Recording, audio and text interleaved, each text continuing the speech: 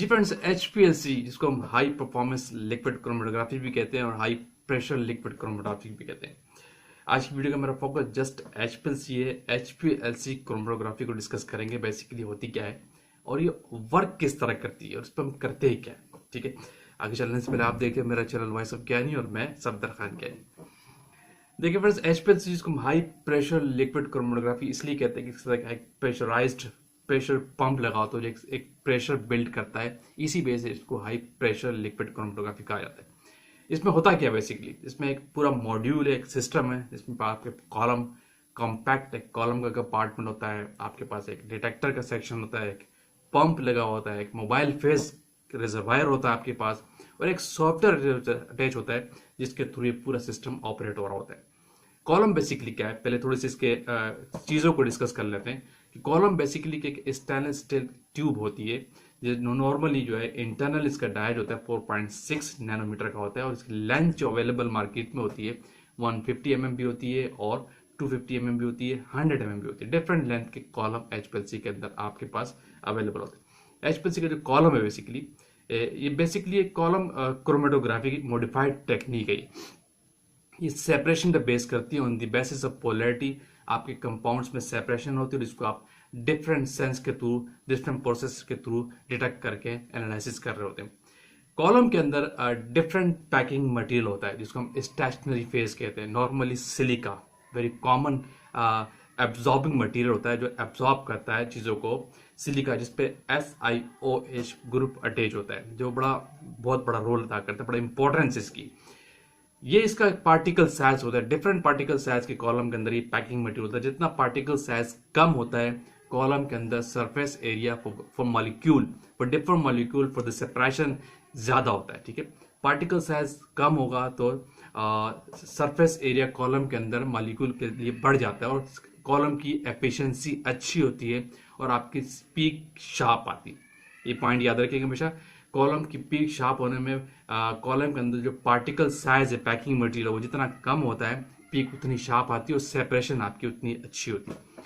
Particle size 0.5 micron का भी आपके पास अवेलेबल होता है और 0.10 माइक्रोन का भी आपके पास पार्टिकल साइज अवेलेबल होता है। 5 माइक्रोन और 10 माइक्रोन ये दोनों साइज आपके पास अवेलेबल होते हैं।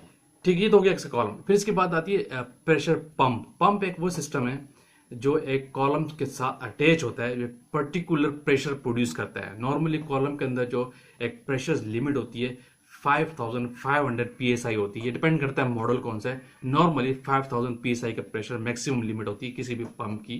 ठीक है, जो एक जब चैनल से अटैच होता है तो इतना प्रेशर वो बेयर कर सकता है मैक्सिमम।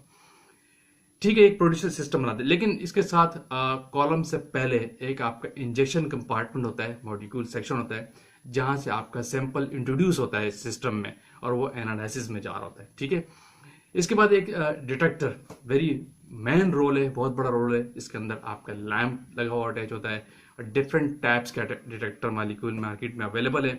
आप HPLC के अंदर पीडीए डिटेक्टर भी यूज करते हैं, फोटो डायोड के डिटेक्टर भी लाता है, डाइट डिटेक्टर भी यूज करते हैं, यूवी डिटेक्टर भी यूज करते हैं, फ्लोरोसेंट डिटेक्टर भी यूज करते हैं, इलेक्ट्रोकेमिकल डिटेक्टर यूज करते हैं, RI डिटेक्टर भी यूज करते हैं। डिफरेंट टाइप के डिटेक्टर्स है, लेकिन नॉर्मली जो आप HPLC फार्मास्यूटिकल इंडस्ट्रीज में काम कर रहे होते हैं आप ज्यादातर यूवी डिटेक्टर पे काम कर रहे होते हैं। अगर आपकी इंडस्ट्री के अंदर पीडीए डिटेक्टर भी लगा हुआ है तो उसको भी आप ऐसा यूवी काम कर रहे होते हैं। पीडीए की परफॉर्मेंस से बहुत कम जगहों पे काम हो रहा होता है। इस पर मेरी वीडियो मौजूद है कि पीडीए डिटेक्टर बेसिकली क्या होता है, कोई भी क्यूरीज आप पूछ सकते हैं।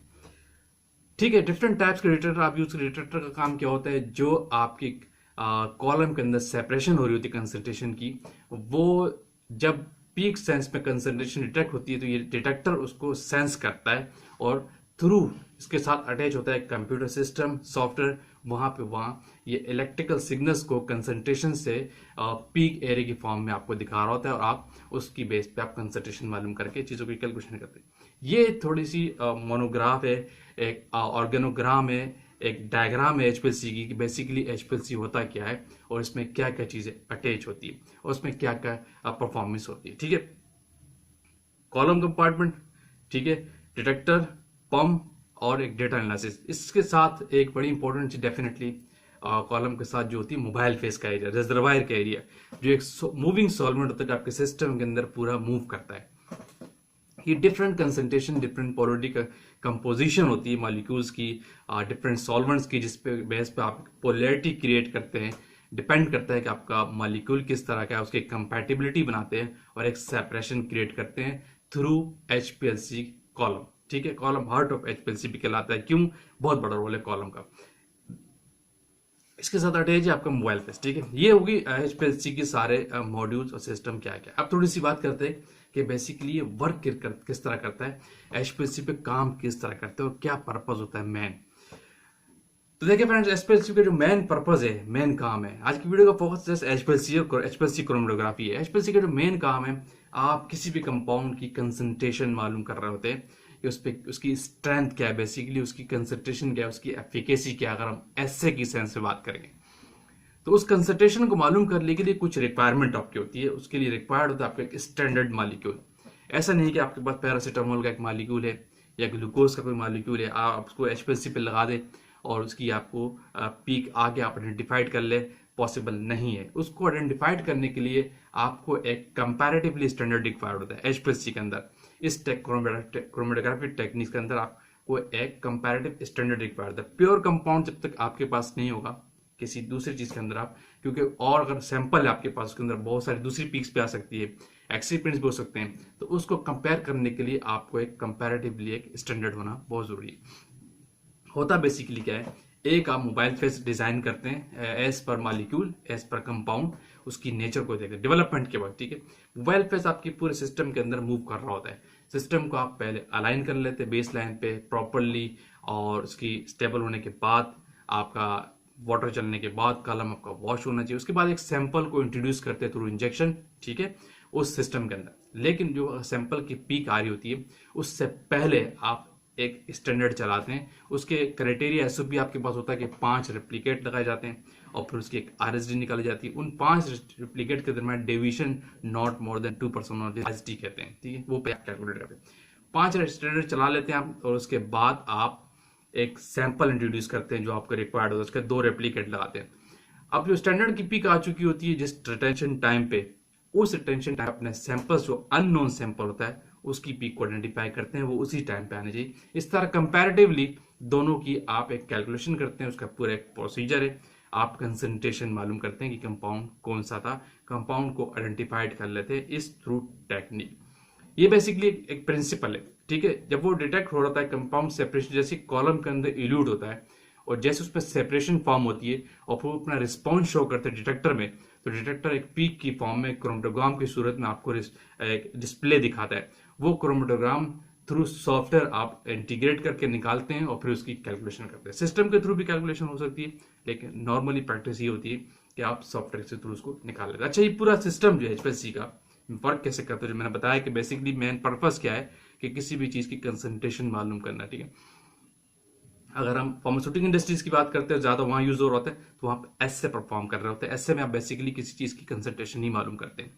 तो ये सारी चीज जो कंट्रोलिंग हो रही होती है ये थ्रू सॉफ्टवेयर होती है। डिफरेंट टाइप के सॉफ्टवेयर मार्केट में अवेलेबल होते हैं। अगर जो आपका ब्रांड है, वाटर्स का ब्रांड जैसे बात करते हैं, एम्पावर का सॉफ्टवेयर अटैच होता है, पावर 3 का, शिमार्जो की बात करते हैं, उसके बाद LC सोल्यूशन का सॉफ्टवेयर, लेब सोल्यूशन का सॉफ्टवेयर भी अटैच होता है। यूरोक्रॉम का सॉफ्टवेयर है अलग, उसके अंदर डिफरेंट सॉफ्टवेयर होता है। एजिलेंट का आपके पास इंस्ट्रूमेंट ब्रांड है, उसके अंदर कैम स्टेशन का सॉफ्टवेयर पॉसिबल है कि वो उसके अंदर हो।